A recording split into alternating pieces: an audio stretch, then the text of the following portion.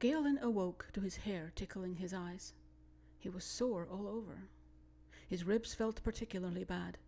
A breeze passed over, convincing him to open his eyes. Grey skies were mottled with bursts of orange and pink. He could hear the sound of small waves lapping the shore.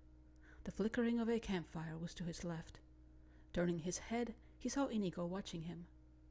"I was beginning to think you wouldn't wake up tonight," he said, rolling a log on the fire.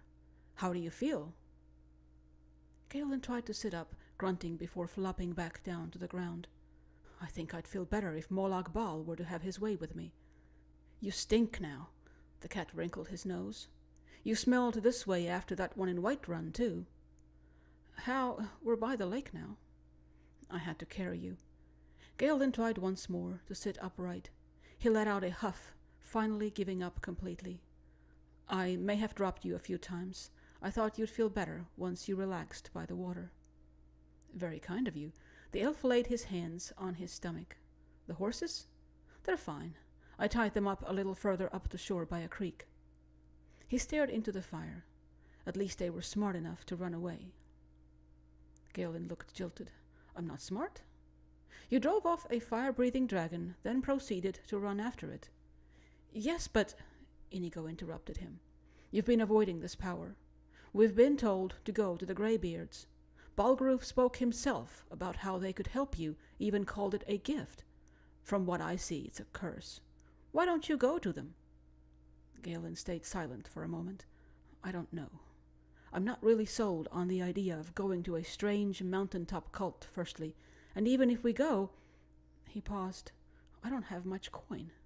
What if it costs something to consult these sages? I can't just go."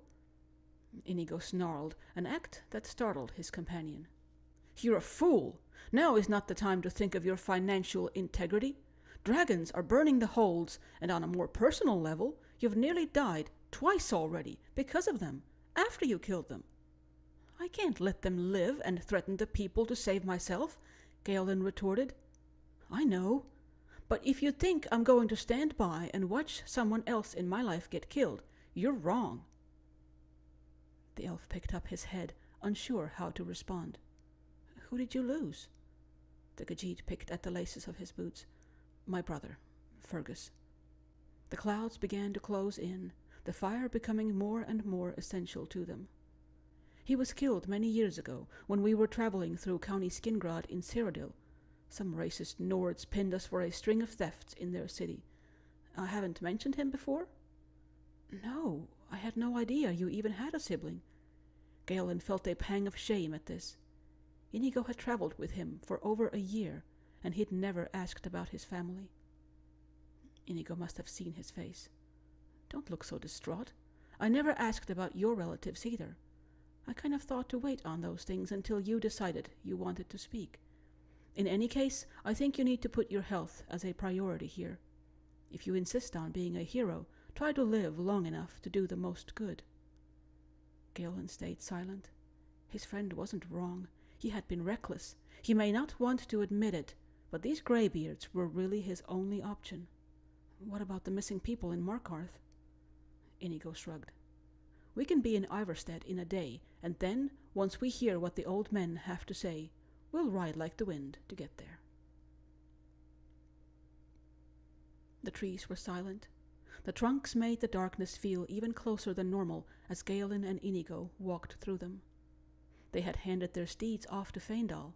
After exchanging some furs and accepting provisions, they convinced him to take the horses to Riverwood for some rest. Inigo kicked a stone, still seeming to regret the choice. "I miss Beast." "She'll be fine. Faendal will treat them well. He watched Beast when we were staying at the Sleeping Giant." Gaeolin looked back at him with a smirk. "You're just cranky because you have to walk." The Khajiit huffed to himself. Just as the sound escaped him, a few drops of rain fell through the branches. He threw up his hood, mood improving slightly. "The rain smells invigorating." His stomach growled. "What do we have for food? I'm hungry." "You'll have to wait," the elf replied. "We only have enough to make it to Ivarstead if we try and ration the supplies." "But I'm hungry now." Gaeolin crossed his arms, cocking an eyebrow at his companion. "Are you really going to make a fuss? You'll be more hungry about the time we get through the pass and run out of food." Inigo exercised his cat-like features, giving the worst pout the Bosmer had seen in years. "Please, just a cheese wedge?" Gaeolin felt an involuntary twinge in his heart. He sighed, reaching into his knapsack. As soon as Inigo accepted it, the pair heard the snapping of branches in the trees. They crouched, drawing their bows. Amid the pines wandered an elk, grazing without care. Before the creature took notice, Gaeolin released his shot, deftly skewering the eye. Drawing his trusty trench knife, he began to skin their kill. On second thought, maybe we should make camp and have some early lunch. Elk stew? Because I would ever say no. Inigo rushed off, looking for shelter as his friend worked. A few hours later, they sat around a crackling fire. They had built it back into a crag, keeping the rain off their backs as they cooked. The last of the meat on the fire, Gaeolin laid out his bedroll to sit on. Inigo laughed at him. "What's so funny? You look like you're trying to be an assassin in that hood." He turned the spit. "So, which way do we go from here?" Gaeolin thought for a while. "Though I don't really like the idea, the fastest way would be to go through Helgen." The very thought made him shiver. There couldn't be anything left but ruins. How long had it been? Were there still bodies? What are our other options? Inigo looked at their map. The only other way would be to head to Riverwood, then around past Darkwater Crossing, coming down and up to the rift from the northeast. The elf shook his head. "That would take too long. We should be as direct as possible. Besides, the only thing that will be there is ash." They fell quiet, even the rain stopping. Unnerved by the stillness, they packed up, setting off once again. Gaeolin loosened his bow. If he needed it, he wanted to be quick on the draw. The road began to slope upward, light snow beginning to overtake the brush. The eerie quiet still gripped them. The air grew colder, though even it was stagnant. Inigo was about to suggest they take the long way when he heard the sound of a scuffle. Gaeolin motioned him to crouch. The two sneaked up, seeing the broken battlements of Helgen Keep looming ominously above them. Gaeolin couldn't see the commotion, but listened to the argument being cast between two bandits. The stone wall was as cold as ice on his back. Still, he dared not move. "Listen here," a man sneered. "I stole that sword, fair and square. It's mine." A woman responded, the sound of the sword in question being drawn unmistakable. "You think you can take it from me, Falgnar? Come on and try." Falgnar apparently had no intention to argue further. "That's what I thought. Now go check the gate.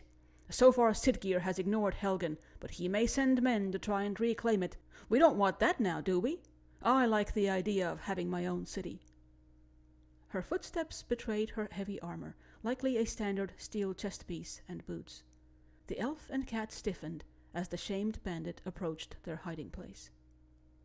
He came out of the arch that once housed the great doors to the city, passing them by mere inches. As the highwayman gazed out across the ocean of evergreens, Gaeolin snuck behind him. He stood without a sound, quickly wrapping one hand around his mouth. The man barely managed a muffled scream when his trench knife eased through his underarm, puncturing the heart with a sudden burst of blood. The struggle ended, the body going slack. Gaeolin eased the corpse to the ground softly. Quietly they crept into the walls, bows drawn and ready. The female bandit emerged from a burned-out house just before they could find cover. At first, she seemed surprised. She then cracked a wicked grin. "Well, well, looks like I'll get to try this out today after all." She drew the sword, the metallic singing echoing off the stones. Inigo responded in kind, the midnight-toned blade held in a defensive posture. Gaeolin rolled to the side as they ran at each other, readying an arrow. The Khajiit parried her blows, dancing lightly on his feet. She laughed, twirling the blade around as Gaeolin made his first shot. Miraculously, she had knocked the projectile away with the motion. The wood elf froze in awe. "You boys will have to try harder than that." She rushed at Inigo, missing his side by a hair's breadth. The cat countered, bashing into her with his shoulder. He immediately cursed this action, as it did him far more harm than their foe. Gaeolin fired once more, the head casting sparks off of her pauldron as it ricocheted. After this attempt, he threw down his bow, running toward the aggressor with no more than the knife on his belt. He dodged her attack, driving the short blade into the void in her armor and through her chin. The shining sword fell from her grasp, the hand instead coming up to clutch her hemorrhaging jugular. Collapsing to her knees, she watched the Bosmer as he picked up the blade. He tested it, swinging it around in a few flurries. Satisfied, he looked her in the eye. "I know just what this sword was meant for." And with that, he swung, her head rolling to the pavement. Inigo sheathed his sword. "Maybe a bit too theatrical?" He smiled. "Don't forget the scabbard." He looked around as Gaeolin fastened the weapon to his belt. "So you were here when all this happened?" Gaeolin looked up, nodding. "Yeah. This house here used to belong to Torolf." He looked at the pile of rubble. "I escaped through here from that tower, met up with Hadvar over there." Inigo stooped low, grabbing a bit of scorched metal that had once been a cup. To think that so many burned here. The elf didn't respond, instead walking through the house. "Come, we need to get as much distance in as we can." Inigo placed the cup on what was left of the table. Before he followed, an ear fell back against his head. The sight of a child's doll in the corner too much for him to bear. The friends made their way out of the gates, following the sign on the road to Iverstead. Gaeolin looked jilted. "I'm not smart?" "You drove off a fire-breathing dragon, then proceeded to run after it." "Yes, but—" Inigo interrupted him. "You've been avoiding this power. We've been told to go to the Greybeards. Balgruf spoke himself about how they could help you, even called it a gift. Bal were to have his way with me." "You stink now." The cat wrinkled his nose. "You smelled this way after that one in Whiterun, too." "How? We're by the lake now." "I had to carry you." Gaeolin tried once more to sit upright. He let out a huff, finally giving up completely. "I may have dropped you a few times. I thought you'd feel better once you relaxed by the water." "Very kind of you." The elf laid his hands on his stomach. "The horses? They're fine. I tied them up a little further up the shore by a creek." He stared into the fire. At least they were smart enough to run away. Gaeolin awoke to his hair tickling his eyes. He was sore all over. His ribs felt particularly bad. A breeze passed over, convincing him to open his eyes. Grey skies were mottled with bursts of orange and pink. He could hear the sound of small waves lapping the shore. The flickering of a campfire was to his left. Turning his head, he saw Inigo watching him. "I was beginning to think you wouldn't wake up tonight," he said, rolling a log on the fire. "How do you feel?" Gaeolin tried to sit up, grunting before flopping back down to the ground. "I think I'd feel better if Molag